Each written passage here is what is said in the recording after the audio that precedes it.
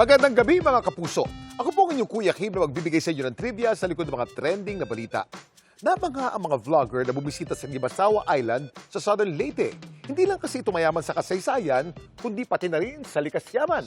Patunay rito ang lamang dagat na sumalubong sa kanya sa pantalan pa lang. Ngayong summer, trip mo ba ang mga pasyalang wala sa radar ng mga turista? Kung gayon, perfect dyan ang isang isla sa Kabisayaan, kung saan ang tubig napakalinaw.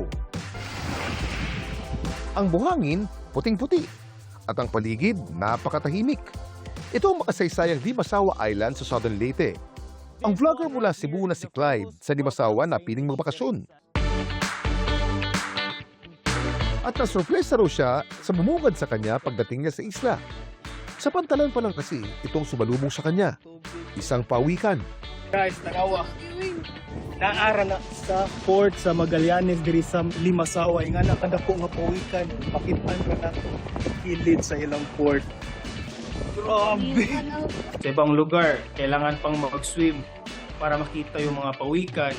Pero doon, nasa port lang mismo. At ang laki pa nung nakita namin, may nakita kaming mga bata, naliligo sila. Normal lang kasi sa kanila na maraming pawikan sa port banda eh. Parang wala lang sa kanila, pero sa amin, sobrang special na yon kasi rare moment talaga yun eh. Ang pawikang nakita ni Clyde sa pantalan ng Limasawa, isang green sea turtle. May scientific name ito na Colonia maidas. Ito ay tinuturing na threatened species. Kaya raw maraming pawikan sa Limasawa Island.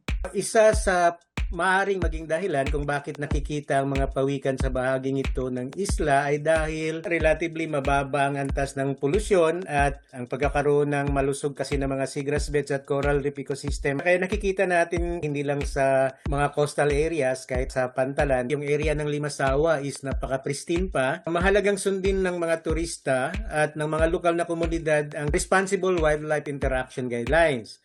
Ito yung iwasan ng paghawak, paghabol o paglapit ng sobra sa mga pawikan. Mahalaga rin ang waste management at marine conservation practices upang mapanatili nating ligtas ang kanilang natural habitat. Pero ang mga bumibisita sa Limasawa, hindi lang daw mabubusog ang mga mata sa view na kanilang makikita. Alam niyo ba na ang isla napakayaman din sa kultura at kasaysayan? Kuya Kim, ano na? Ang isla ng Limasawa ang tinuturing na cradle of Christianity sa Pilipinas. Dito kasi sa islang ito, ginanap ang kauna-unahang misa sa Pilipinas noong March 31, 1521. Pinangunahan to ng paring si Pedro de Valderrama na kasama sa ekspedisyon ni Ferdinand Magellan.